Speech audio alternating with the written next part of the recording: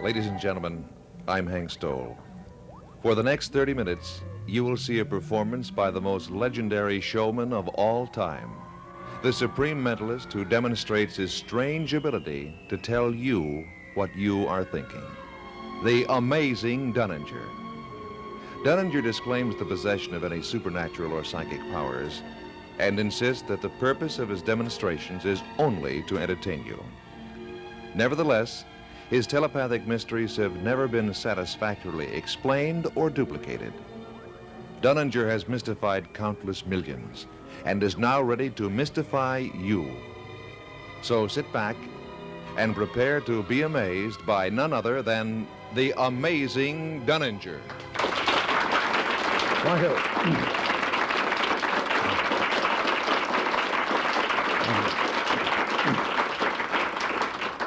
Hank, thank you very much indeed. Ladies and gentlemen, my compliments, my thanks to you.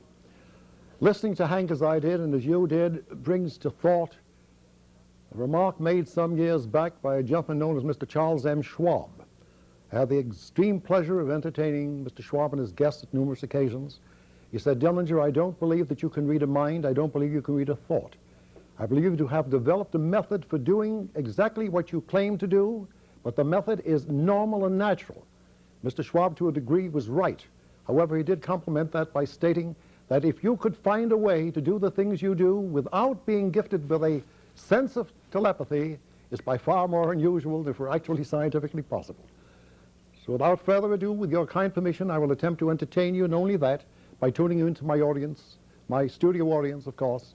And I receive an impression at this point from some lady or gentleman is concentrating his or her mind, or thoughts rather, I don't read minds, I read thoughts, upon the initials MC, Marsha. Would the name mean anything to anyone? Calabra, Calabro. Would you mind standing, please, young lady? Thank you so much. Hank is right there with a mic. Have we ever met before, miss? No, we haven't. Never spoke to one another before? No. Your thought as you came into the studio was that you would try to concentrate upon your birthday. You were born in 1951, is that correct? 52. 52, I was close, wasn't I? Yes. Only 90% accurate. What is the year among friends? Would the month of June interest you? Yes. Would it be the 4th day? Yes. Not bad, is it? Do remain standing, please.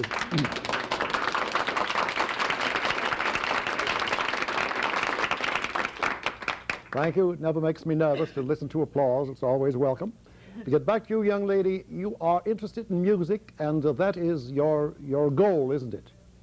Yes. By the way, you were a cheerleader. You often speak or think of that. You are? Yes. You go to Lane High School? Yes, It's remarkable, isn't it, how this thing works? To get back to your latest interest, you made a purchase of a musical instrument. I dare state a guitar, and you bought that with your own savings? My That's compliments to you indeed. Thank you ever so much, you. sir.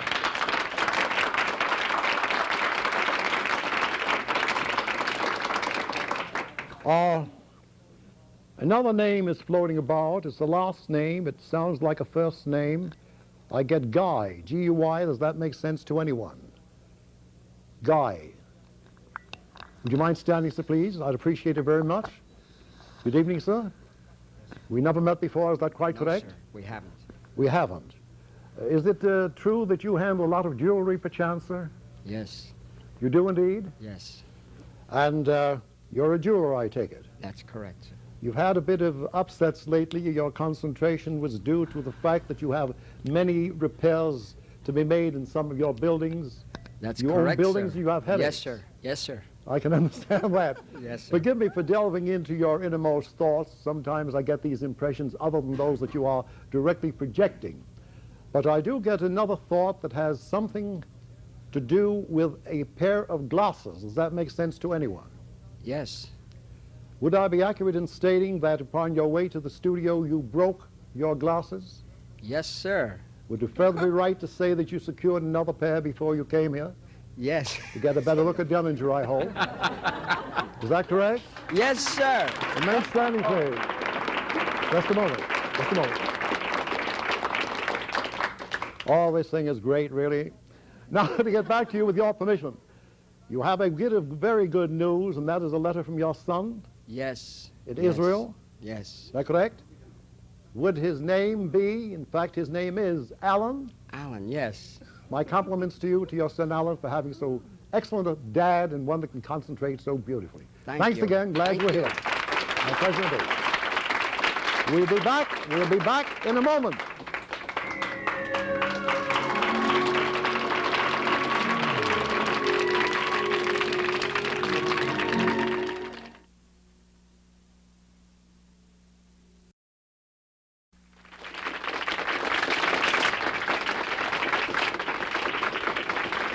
Dunninger, I would like you to meet your next guest. She is Miss Teenage New York City, a contestant in the Miss Teenage America contest. She's 17 years old, a senior in the High School of School and Art, has attended the American Academy of Dramatic Arts. May I introduce you to lovely Denise Meir.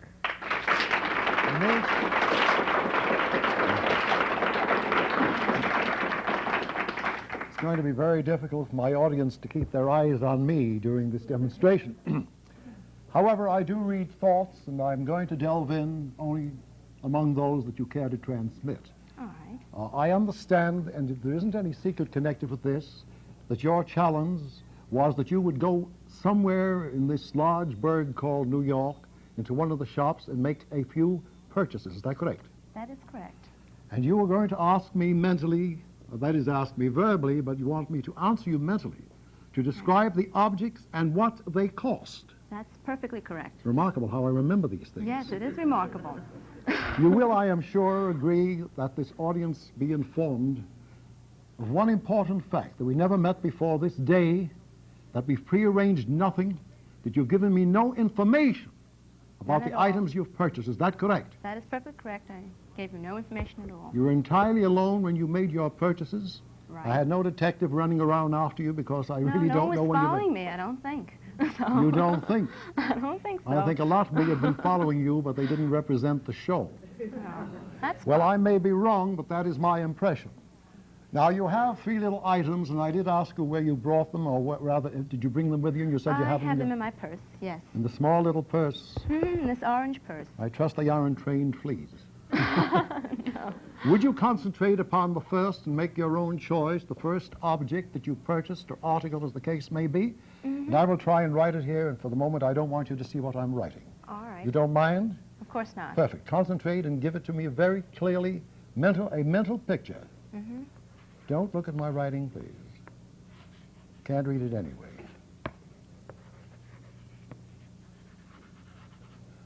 The price in your mind. Kind of cheap, an item of this sort.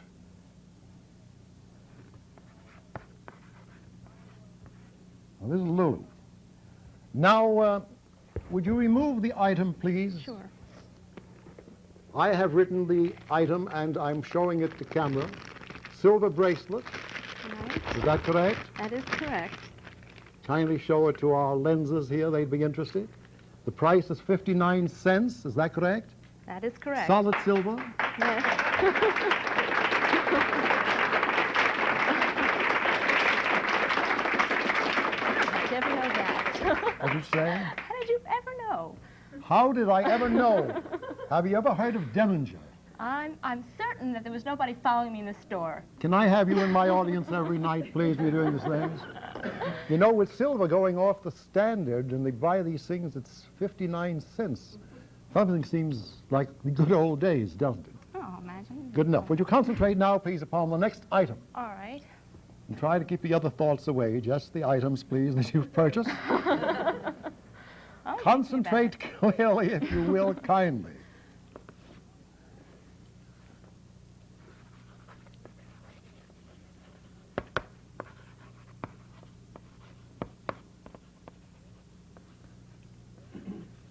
Okay. Oh, the price, yes. The price. I'll make this a bit more clear. What was the next purchase, please? Next purchase Yes. was a yellow purse. for- That was the second one that you concentrated upon. Right. But prior to that, you were just thinking of another item. Oh, I think I was thinking the silver bracelet still. I'm not sure. Would the English stationery be in your subconscious? Yes, it could English, not stationary, but English was part of it. Well, I know it was 49 cents. Right. Now, what is the item? It's an English dictionary. Dictionary, but it jumped in between the two, didn't it? I think so, yes. 95% accurate. I think we can find that. English dictionary, I think it's dictionary. 49 cents.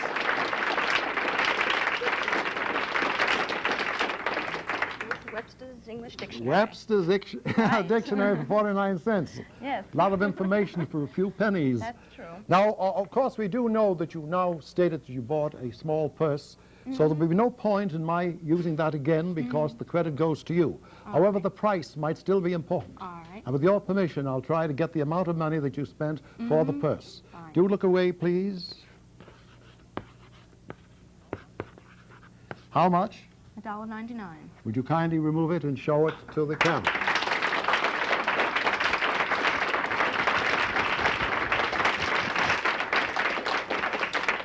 Very good. Well, I think we did remarkably well. Mr. Dunninger. You see, the female mind, thank the Lord for that, has a tendency to jump from point to point, which makes them so much more fascinating and interesting to us males. So you see, the bit ahead of me is understandable. Yes. I do thank you very much indeed for your cooperation. Pleasure being here, Mr. Dunninger. We'll be right back.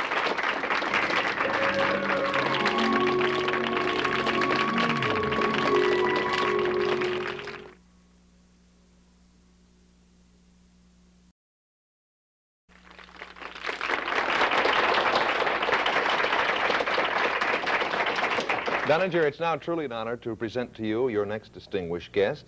His work is with one of the cornerstones of the American free enterprise system, the United States Patent Office. Dunninger, meet Commissioner Gerald D. O'Brien. It's a great pleasure.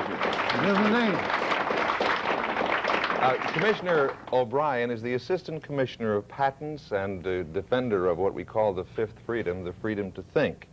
And I think it's a safe guess to say that many of your fans watching right now can use their thoughts and creations to achieve success, fame, and fortune with the protection of the United States Patent Office. Now, for your telepathic test, Commissioner O'Brien has brought some fascinating historical objects from his office, and Dunninger, the rest is up to you. And may I have a word? Please do, Commissioner. Please do. Of course, we've always known of your great interest and support for the patent system, and we're very appreciative of this opportunity to bring to your television audience the importance of patents to our economy. But I wanted to say one thing, that we've marshaled the resources of this great office to attempt to stump the amazing Dunninger, and I hope that after this performance today, you still hold the Patent Office in high regard. Well, thank you, but let me state so that I do appreciate the fact that you're trying to stump me. Yes, sir. And you look like a nice individual. I don't know how that mixes. But you try, and we'll see how we come out. You will note, of course, there's a great amount of dignity attached to this office. The gentleman came all the way from Washington to stump Dunninger.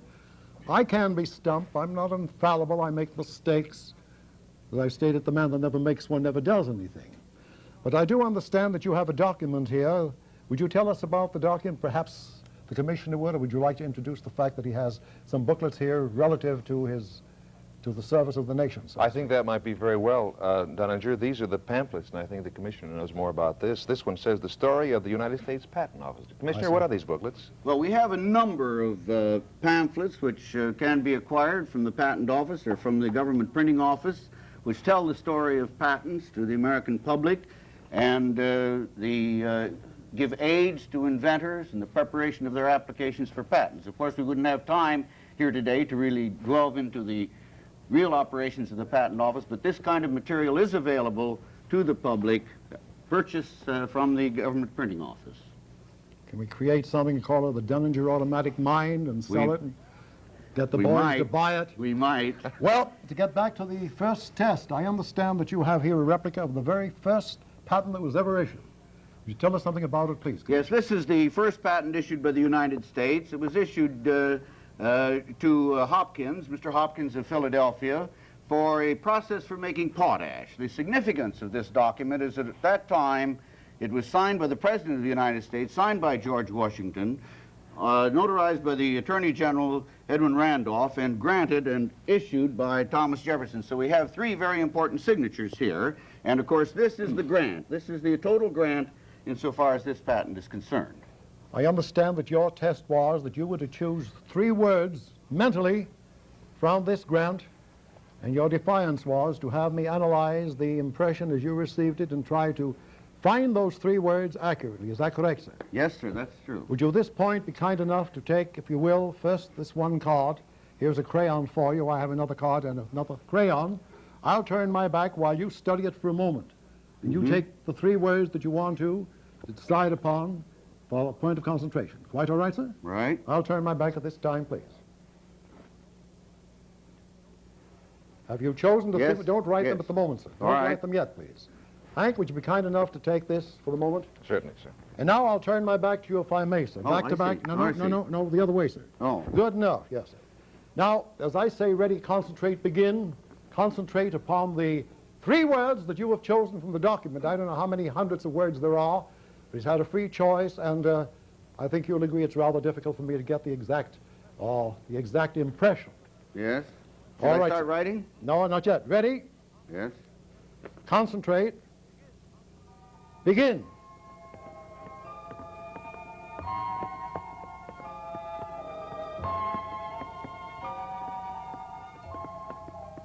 A little trouble with that.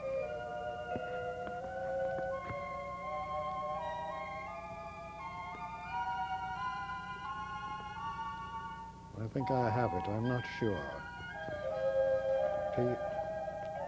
P-R. I'm doing it letter by letter. O-G-R.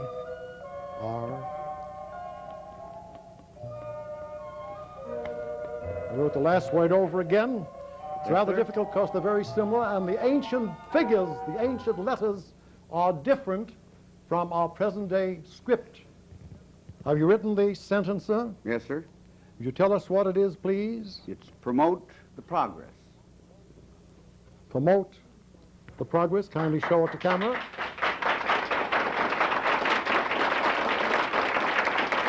I think.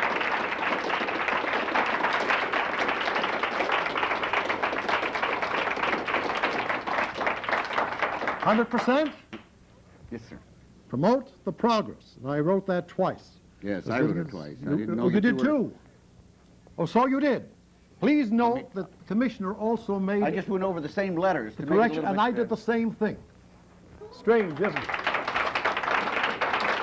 And Dunninger, Yes. the words on the original patent, an act to promote the progress of useful arts. Well, I have the progress and promote, as you will note. I think that's close enough, don't Yes, you agree? yes.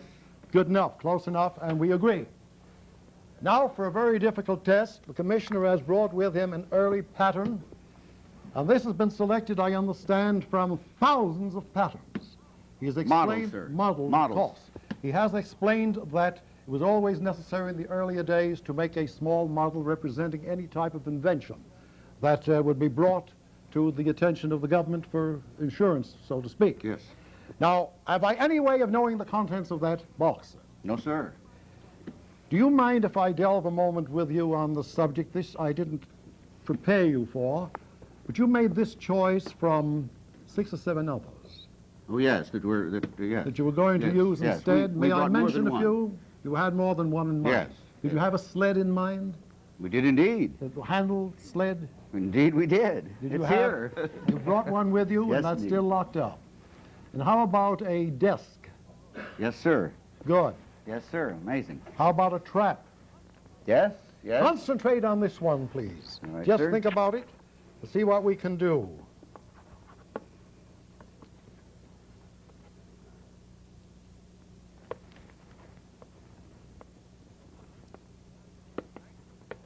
Hank, would you be kind enough to open that up?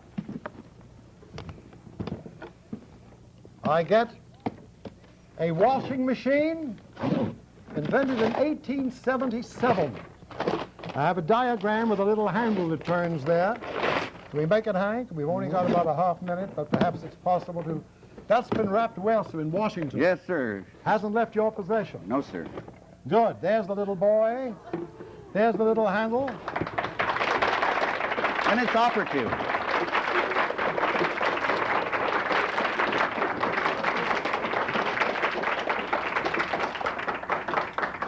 Well, I think that about does it. We'll be back in a moment.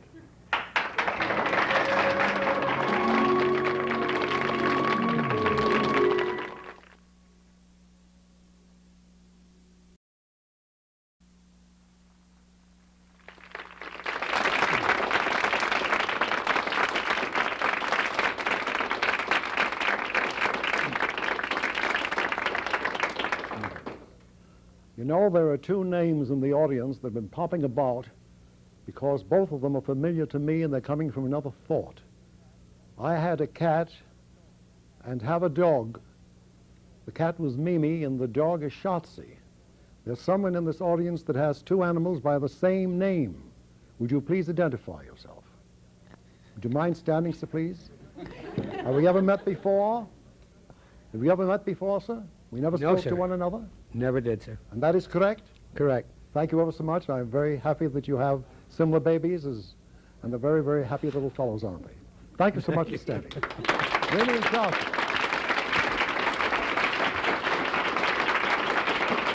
I get a name, Neary or some such.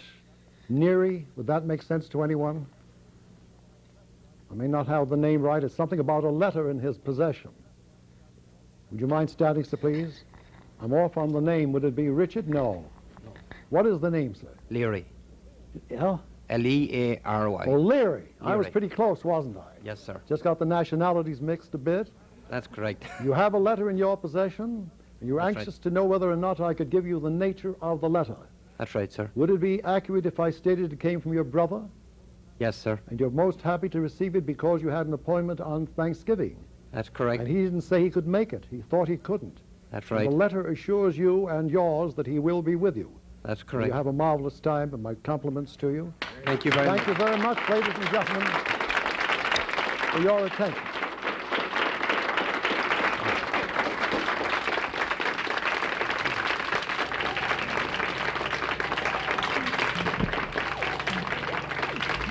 We hope you've enjoyed The Amazing Dunninger and will join us again. This program has been presented solely for your entertainment and not to foster a belief in supernatural phenomena. Be seeing you.